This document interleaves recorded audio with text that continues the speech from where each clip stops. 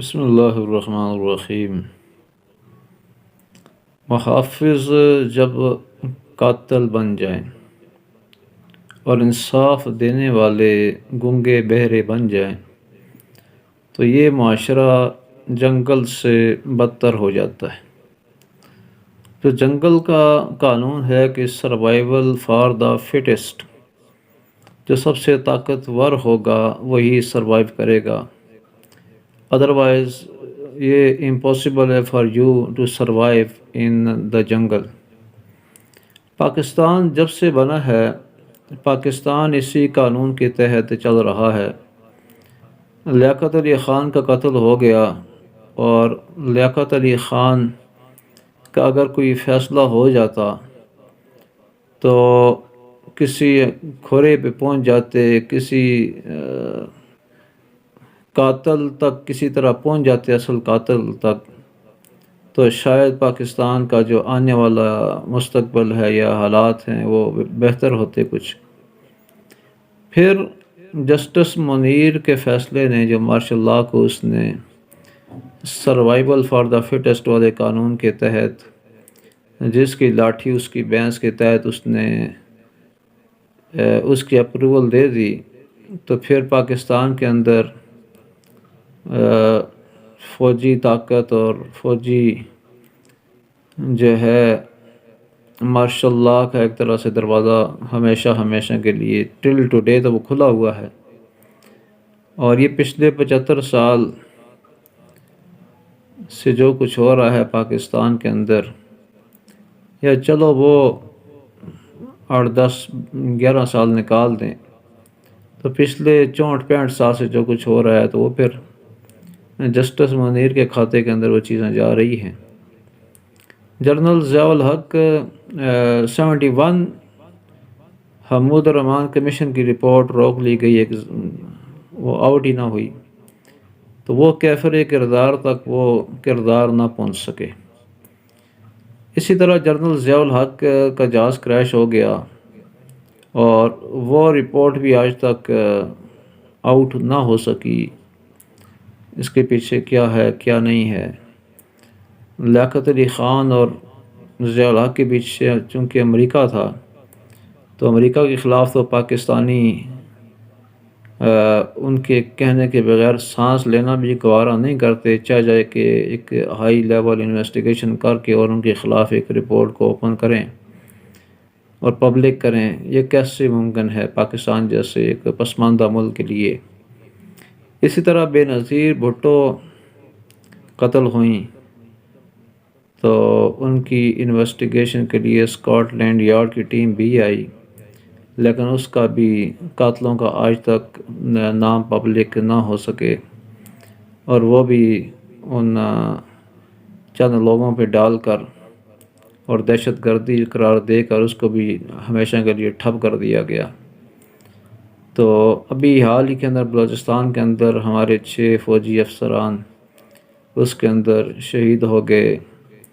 اور lieutenant general تھے ایک، اور میجر جنرل، اور کچھ پائلٹ حضرات۔ تو ان کی بھی انویسٹیگیشن، کیا ہوا کیا نہ ہوا، کیسے جہاز گرا، کوئی ڈرون سے گرا یا ایکسیڈنٹ سے گرا، یا کیا ہوا کیا نہ ہوا۔ تو جب یہ چیزیں، جب یہ قتل اور جب یہ حادثے، ان کی رپورٹ عام نہیں ہوتی، پبلک تک ایک چیز نہیں پہنچتی، تو پھر ایک رستہ کھلا رہتا ہے۔ ڈاکو جو ہوتے ہیں، قاتل دندناتے رہتے ہیں، اور منی لانڈررز جو ہیں وہ منی لانڈرنگ کرتے رہتے ہیں، کیونکہ جو ہاتھ ڈالنے والے ہوتے ہیں وہ خود اس چیز کے اندر جب شامل ہو جائیں تو پھر جو ہے نا اس قسم کے دروازے ہمیشہ کھلے رہتے ہیں، اور پھر پبلک جو ہے اس چیز کو روز محشر کے لیے چھوڑ دیتی ہے کہ روز محشر سارے فیصلے ہوں گے، اسی میں پھر دیکھیں گے کیا ہوتا ہے کیا نہیں ہوتا۔ باقی دنیا کے اندر تو انویسٹیگیشنز ہوتی ہیں اور کسی منطقی انجام تک پہنچتے ہیں، سارے کے سارے کیسز۔ اکا دکا کوئی ایسی مثالیں یا بہت کم مثالیں ایسی ہوں گی کہ جہاں پر کوئی پراپر کسی آؤٹ پٹ نہ ملا ہو، لیکن جنرلی وہ اس کھرے تک پہنچتے ہیں اور اس کا سد باب بھی کرتے ہیں۔ لیکن پاکستان کا یہ المیہ رہا ہے 75 سالوں کے اندر کہ یہاں پر جو ہائی لیول کے کیسز ہوتے ہیں اسپیشلی وہ کسی منطقی انجام تک نہیں پہنچتے، اور غریب بیچارہ کہیں سے 10 روپے چوری بھی، ابھی حال ہی کے اندر آپ نے دیکھا ہوگا سیلاب کے اندر ایک بندہ، وہ ایک پیٹی 2 پیٹیاں چند چیزیں وہ چوری کرتے ہوئے پکڑا گیا، تو اس کو فوراً جو ہے نا سخت سزا دی گئی اور اس کو جو ہے نا پکڑ بھی لیا گیا اور سب کچھ ہو گیا۔ تو غریب تو پکڑا بھی جاتا ہے، اپنی جتنی اس کی ہوتی ہے اس سے زیادہ سزا بھی کاٹ دیتا ہے، اور غریب بیچارہ کیا ہے کہ وہ ایک ناحق قتل میں قید ہوتا ہے، اور 19 سال کے بعد اس کو رہائی کا پروانہ ملتا ہے جی کہ اس کے اوپر جو کیس تھا وہ صحیح نہیں تھا اور یہ قتل اس نے نہیں کیا، اور عدالت کو بتایا جاتا ہے جی کہ اس بندے کا تو 3 سال پہلے انتقال بھی ہو چکا۔ تو یہ ہمارا حال ہے ہمارے انصاف کا، ہمارے ملک کے اندر انویسٹیگیشنز کا، اور جو ایسے کوئی حادثات ہو جاتے ہیں ان کے منطقی انجام کا یہ حال ہے۔ تو اس لیے یہ جو آپ عمران خان کے ساتھ ہوا، اور بڑے افسوس کی بات ہے کہ بہت سے ہمارے جو ایسے جرنلسٹ ہیں خاص طور پر، تو وہ کہتے ہیں کہ یہ کیس خراب ہو چکا ہے، اب جو ہے نا قاتلوں تک پہنچنا بڑا مشکل ہے، کیونکہ جو بندہ تھا جس نے گولیاں چلائی اس نے آ کر بیان دے دیا میڈیا کے اوپر کہ میں نے اس بنیاد پر عمران خان کو نشانہ بنایا کہ وہ اذان ہو رہی تھی اور ادھر سے گانے اور قوالیاں لگی ہوئی تھیں، جو کچھ بھی ہے میوزک وغیرہ لگا ہوا تھا، تو مجھ سے برداشت نہ ہوا۔ یعنی کہ اس کو یہ پتہ تھا کہ یہ غریب آدمی 5 لاکھ کا اس نے قرضہ لے کے پسٹل کہیں سے لیا، اور تقریباً 1 ہفتہ پہلے وہ پسٹل اس نے جیب میں رکھ لیا، اور اسے پتہ تھا کہ فلانے دن وزیر آباد میں مغرب کی یا عصر کی اذان کے وقت عمران خان پہنچے گا، اور 1 ہفتے تک پورا لگاتار اس نے پسٹل جیب میں رکھا، اور جگہ کا تعین بھی کیا کہ یہاں سے اس کا قافلہ گزرے گا، یہاں پر میں نے آنا ہے، یہاں سے میں نے گولیاں چلانی ہیں۔ تو یہ اس کو پورا ایک الہام 1 ہفتہ پہلے ہو چکا تھا، اس لیے 5 لاکھ کا پسٹل اس نے قرضہ لے کر اپنے گھر والوں کے زیورات بیچ کر، تو وہ قرضہ کچھ زیورات کے پیسے بیچ کر کیا، کچھ جو ہے نا قرضہ لیا، تو اس سے پسٹل وغیرہ اس نے خریدے، بہت بڑی قربانی کی اس نے۔ تو بہرحال اس کو الہام ہوا تھا کہ یہاں سے عمران خان کا قافلہ گزرے گا، پھر جو ہے نا میں اس پسٹل سے فائر کروں گا اور ایک ہیرو بن جاؤں گا۔ جیسے ممتاز قادری تو ایک لیگل بیس پر بنا کہ اس نے سلمان تاثیر کو مارا، لیکن اس کا بھی ذہن میں خیال تھا کہ میں بھی ہیرو بن جاؤں گا اور یہ ہوگا اور وہ ہوگا۔ بہرحال اس کی کہانی تو اب کھل چکی ہے کہ وہ ایک نون لیگ کا ایک سپورٹر تھا، اور کیسے اس نے سارے کا سارا بندوبست کیا، وہ کہانی اوپن ہو چکی ہے۔ باقی جو ہیں جن لوگوں نے فائرنگ کی ہے، ایک آدھ اور بھی شاید کہیں پکڑا ہوا ہے، تو وہ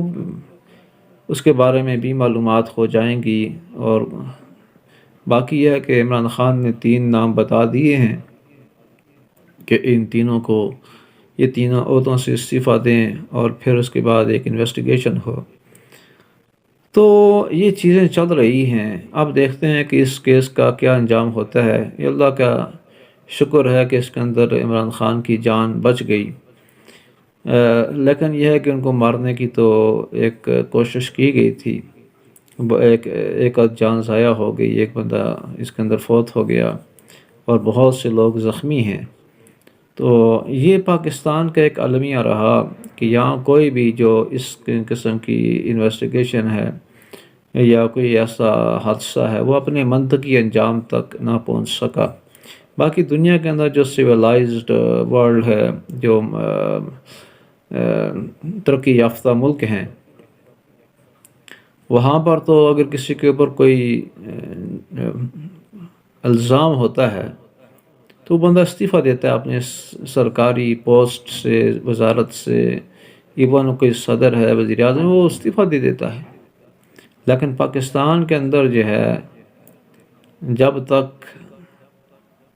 بائی فورس کسی کو نکالا نہ جائے تو تب تک اس نے کرسی چھوڑتے نہیں ہیں پاکستان کے اندر. جب تک اس کو دماغ کھا کے کرسی گرے نہیں،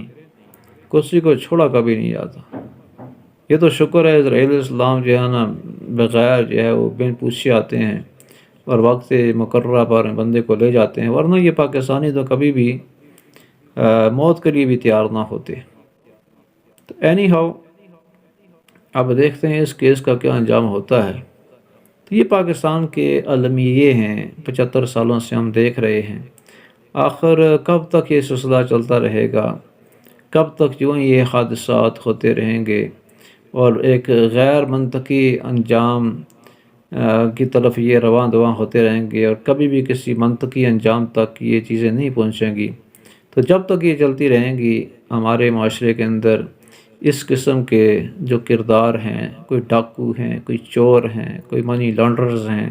کوئی کرپٹ لیڈرز ہیں، کوئی کرپٹ افسران ہیں، اور انہوں نے اداروں کو بھی برباد کیا ہوا ہے، انہوں نے سیاست کو بھی برباد کیا ہوا ہے.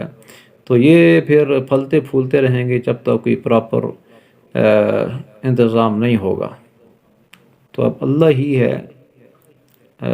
ہر شر سے خیر نکالنا اللہ ہی کا کام ہے. تو پاکستان کے اندر تو اس وقت شر فلی غالب ہے. تو دیکھتے ہیں اس کے اندر کس طرح خیر نکلتی ہے. اللہ پاک کے لیے کوئی مشکل نہیں ہے. ہم دعا کرتے ہیں اللہ پاک اس شر کے اندر سے خیر نکالے اور پاکستان کسی ٹریک کے اوپر لگے اور کسی پاکستان کے اندر ترقی ہو، عوام کا کچھ بھلا ہو، اچھے لیڈر، اچھے لوگ پاکستان کو ملیں. السلام علیکم.